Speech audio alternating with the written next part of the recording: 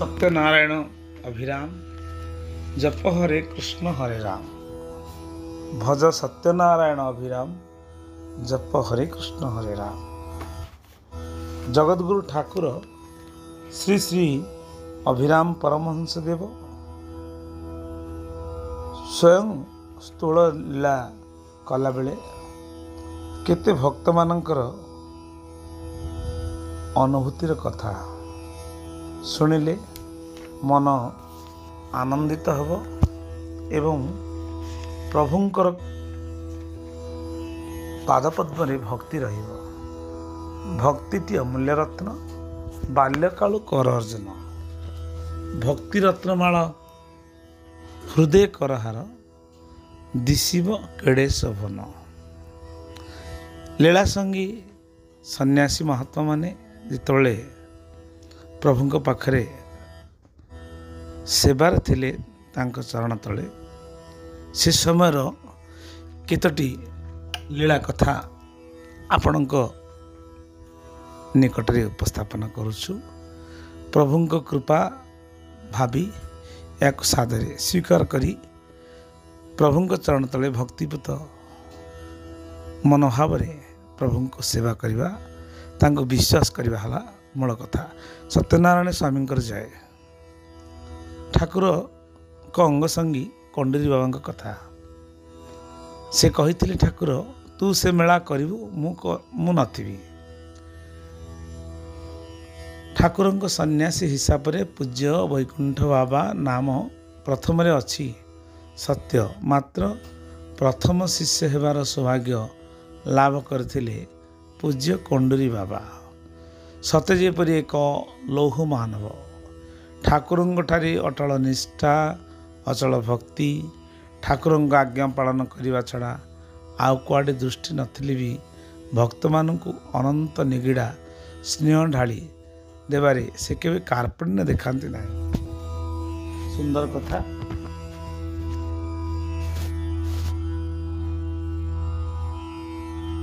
प्रथम सन्यासी वैकुंठ बाबा और प्रथम शिष्य कंडरी बाबा सत्य जेपरी गोटे छांच गोटे उपादान रे गढ़ा खाली टंकार ए पाख से पाख परी। जड़े भावसागर अतल गर्भरे तो आउ जड़े कर्म राज्यर उत्तुंग सोपान रे दीर्घ 40 वर्ष धरी ठाकुरंक अंग लगा भक्त हिसाब से बहु लीला खेला अंगे निभाई। पचारे से कहते भागवत भाव गदगद होई आखिरु प्रेमाश्रु झराई से लीलामयंकर लीला चरितर केतोटी बिंदु से कहती। सेतेबेले आमे सबू कलिकता चटकल रे काम करुथिलु। थाऊ संक्रायल रे भरत बाबा, जगन्नाथ बाबा, प्रभाकर बाबा प्रभृति।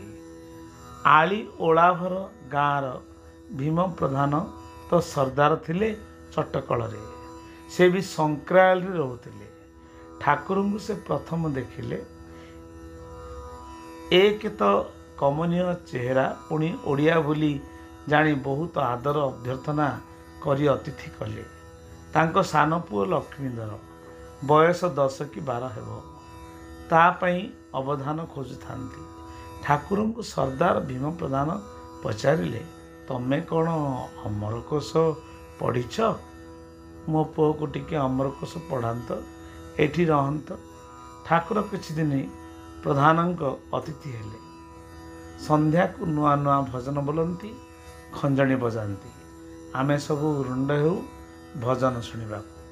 वैकुंठ बाबा तो सेठी रहउथांती। गंगा घाटरू तांको महात्म्य से जानी थांती सीना प्राण विसर्जन मुहूर्त को आमे पूरा विश्वास कर न था।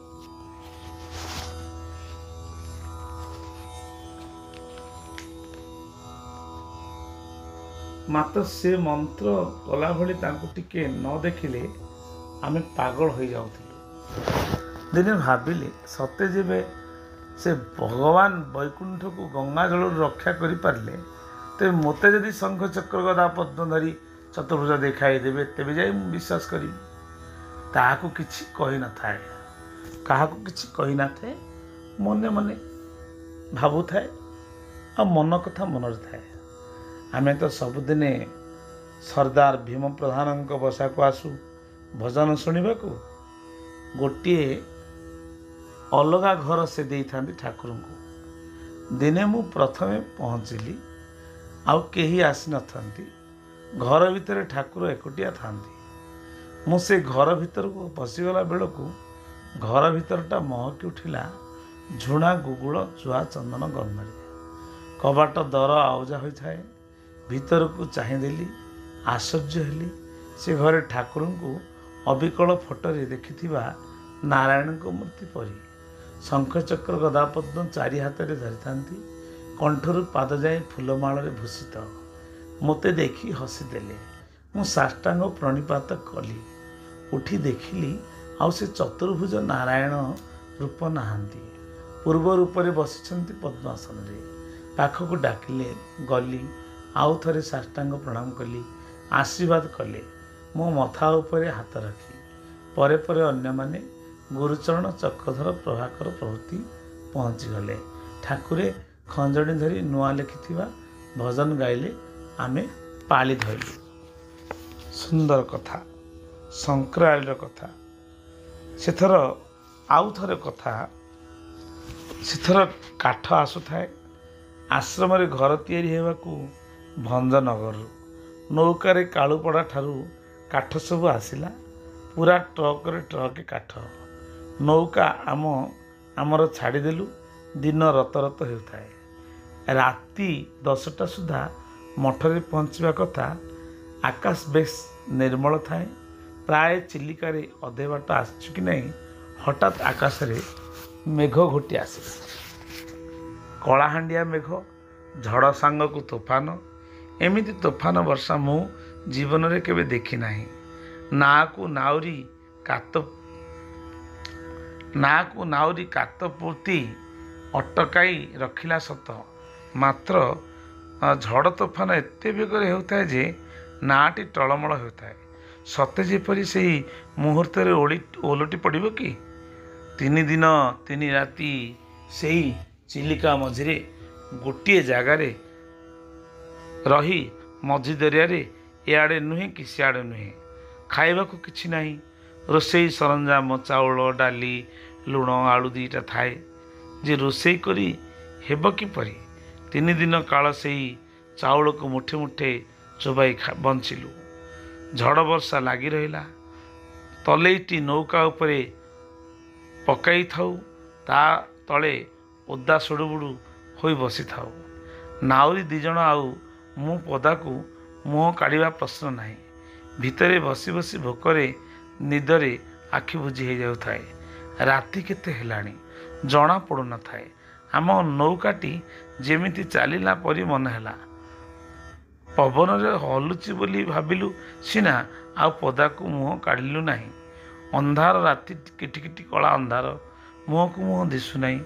ନୌକା ଆମର ଏ ଭିତରେ କରମଳା ଘାଟରେ ଲାଗିଗଲାଣି। ନୌକାରୁ ଜଣେ ଓହ୍ଲାଇ ଗଲା ପରି ମନେ ହେଲା।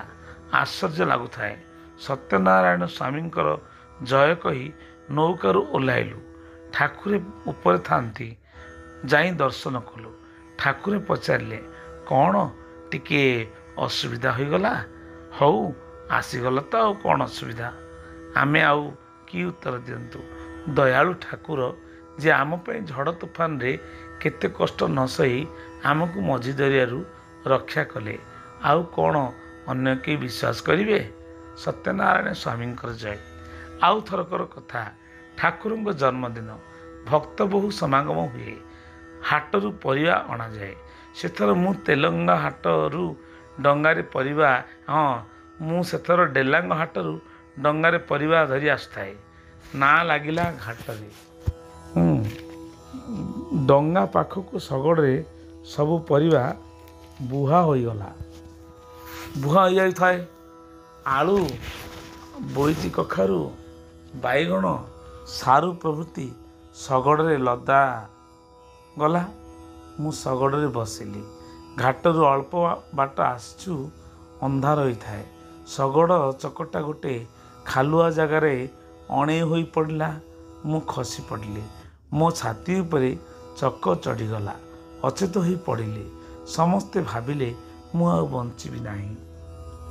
ଭରା ଶଗଡ଼, ପୁଣି ଚକ ଠିକ୍ ଛାତି ଉପରେ। ମାତ୍ର ଶଗଡ଼ ଚକଟି ମୋ ଛାତି ଉପରେ ଚଢ଼ିଗଲା ବେଳେ ମୁଁ ଅନୁଭବ କଲି ଯେପରି ଠାକୁରଙ୍କ ହାତ ଦୁଇଟି ଚକ ତଳେ ଓ ମୋ ଛାତି ଉପରେ ରହିଛି। ମୋତେ ଟେକି ନେଲେ ଠାକୁରଙ୍କ ପାଖକୁ, ତଳେ ଶୁଆଇ ଦେଲେ। ପିଲାମାନେ ତଳେ ଶୁଆଇ ଦେଲେ। ଯେଉଁମାନେ କାମ କରୁଥିଲେ କର୍ମଚାରୀ ନେଇ ଠାକୁରଙ୍କର ଚରଣ ତଳେ ମୋତେ ଶୁଆଇ ଦେଲେ। ଠାକୁର ଆସି ମୋ ଛାତିରେ ଟିକେ ହାତ ମାରି ଆଉଁସି ଦେଲେ। ସେଇ ରାତିଟା ସେହିପରି ଅଚେତ। ସକାଳୁ ଚେତା ହେଲା।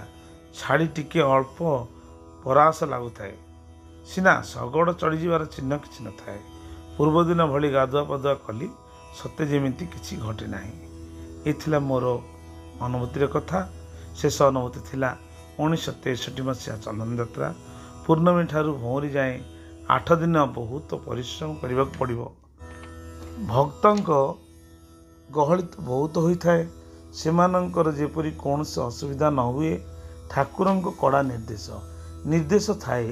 ଦରକାର ପଡ଼ିଲେ ସନ୍ନ୍ୟାସୀମାନେ ଯେଉଁଠି ହେଲେ ରହିଯିବେ ସିନା, ଭକ୍ତଙ୍କୁ ଘର ଦ୍ୱାର ଛାଡ଼ିଦେବେ। ଭଉଁରୀ ଦିନ ମୁଁ ଭାବିଲି କାଲି ଟିକେ ବିଶ୍ରାମ ନେବି, କୁଆଡ଼େ ଯିବି ନାହିଁ। ମାତ୍ର ଭଉଁରୀ ବାସି ଦିନ ବିଶ୍ରାମ ନେବି କ'ଣ? ସେଦିନ ମୋର ଚୈତନ୍ୟ ପାଳି ପଡ଼ିଥିଲା। ରାତି ସାରା ମଠରେ ପହରା ଦେବା ବେଳକୁ ଆଖିକୁ ନିଦ ମାଡ଼ି ଆସୁଥାଏ। ରାତି ସାରା ମଠରେ ପହରା ଦେବାକୁ ହେବ। ତେଣୁକରି କ'ଣ କରିବି, ନିଦ ଆସିଲେ ମଧ୍ୟ ମୋତେ ପରିଭ୍ରମଣ କରିବାକୁ ପଡ଼ିଲା ଆଶ୍ରମ ସାରା। ବହୁଦିନ ହେବ ତ ଏ ଚୈତନ୍ୟ ପାଳି ନିୟମ ତ ପାଳନ କରାଯାଉନି। ଜଣେ ବାବାଜୀ ରାତି ସାରା ଉଜାଗର ରହି ଜଗିବା ପାଳି ତାହାର। ଠାକୁର ଯେତେବେଳେ କଟକ ଜିଲ୍ଲାରେ ଇଚ୍ଛାପୁର ଅଞ୍ଚଳରେ ଭ୍ରମଣ କରୁଥିଲେ, ମହଙ୍ଗା ଗୋଟିଏ ଛୋଟ ଗାଁ। ଠାକୁର ସେଇଠି ପହଞ୍ଚିଲେ। ସାଙ୍ଗରେ ତ ଆମେ ବୈକୁଣ୍ଠ ବାବା, ପ୍ରଭାକର ବାବା, ସୁବର୍ଣ୍ଣ ବାବା, ସନାତନ ବାବା, ଭରତ ବାବା ପ୍ରଭୃତି ଥାଉଁ। ରାତିରେ ଠାକୁରଙ୍କୁ ପହୁଡ଼ ଦେଇ ଆମେ ଥରେ ବିଚାରିଲୁ, ଆମେ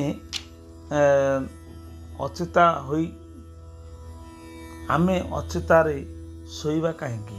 ଚାଲ ରାତି ଉଜାଗର ରହି ଠାକୁରଙ୍କୁ ଧ୍ୟାନ କରିବା ଆଉ ତନ୍ମୟ ହେବା।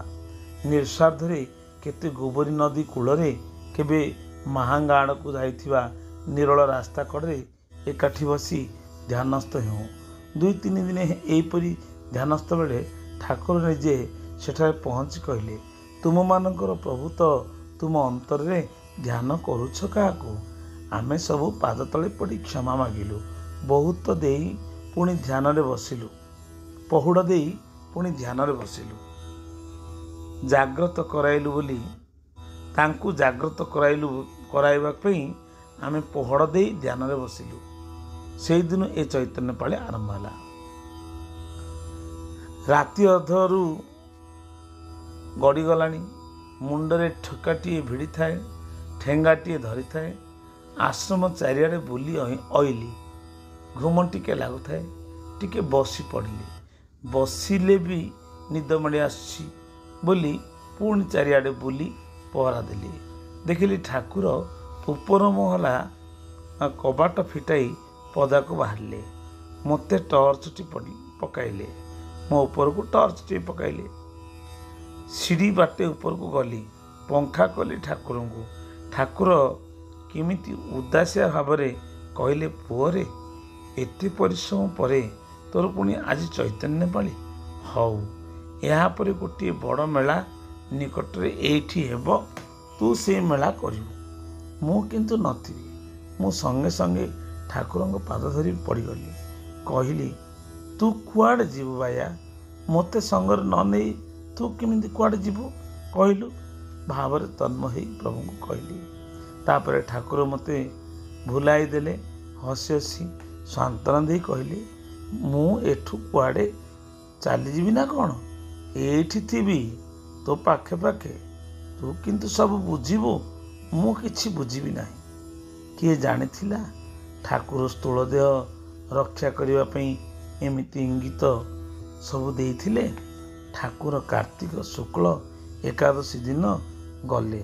ତାହାପରେ ତାଙ୍କ ଉଦ୍ଦେଶ୍ୟରେ ଯେଉଁ ମହୋତ୍ସବ ହୋଇଥିଲା, ଭକ୍ତଙ୍କର ସଂଖ୍ୟା ଏତେ ବେଶୀ ହୋଇଥିଲା ଯେ ଏପରି ବିରାଟ ମେଳା ଆଉ କେବେ ହୋଇନଥିଲା। ଠାକୁରେ ଆମକୁ ଭଣ୍ଡି ଦେଇ ଗଲ, ଆମକୁ ଝୁରାଇ ତୁମେ କି ସୁଖ ପାଉଛ। ପ୍ରଭୁ ସତ୍ୟନାରାୟଣ ସ୍ୱାମୀଙ୍କର ଜୟ ହବ। ସତରେ ଠାକୁର ଯେଉଁ ଭକ୍ତମାନଙ୍କୁ, ଯେଉଁ ସନ୍ନ୍ୟାସୀମାନଙ୍କୁ ଆପଣାର କରି ପୁତ୍ର ଜ୍ଞାନରେ, କାହାକୁ ବନ୍ଧୁ ଜ୍ଞାନରେ, ମିତ୍ର ଜ୍ଞାନରେ ଆପଣ ଚିଠିଟି ଦିଅନ୍ତି, ଅମକ ବାବୁ ଭଲରେ ଥିବ, ବ୍ୟସ୍ତ ହେବନି, ଠାକୁର ତ ପାଖେ ପାଖେ ଅଛନ୍ତି। ଠାକୁରେ ଏବେ ବି ସେ ଭକ୍ତମାନଙ୍କ ପାଖରେ ଆପଣ ଅଛନ୍ତି। ଧନ୍ୟ ତୁମେ, ଧନ୍ୟ ତୁମର ଭକ୍ତ। ସତ୍ୟନାରାୟଣ ସ୍ୱାମୀଙ୍କର ଜୟ। ଲୀଳା ଅନୁଭୂତି ପଢ଼ି ଆପଣମାନଙ୍କ ପାଖରେ ରଖିଲେ ଏଇ କଥାକୁ ବିଶ୍ୱାସ କରନ୍ତୁ, ସବୁଦିନେ ପ୍ରଭୁ ପାଖେ ପାଖେ ଅଛନ୍ତି। ସତ୍ୟନାରାୟଣ ସ୍ୱାମୀ ସମସ୍ତଙ୍କର ମଙ୍ଗଳ କରନ୍ତୁ। ଆନନ୍ଦ ଏକ ବାର ହରିବୋଲ।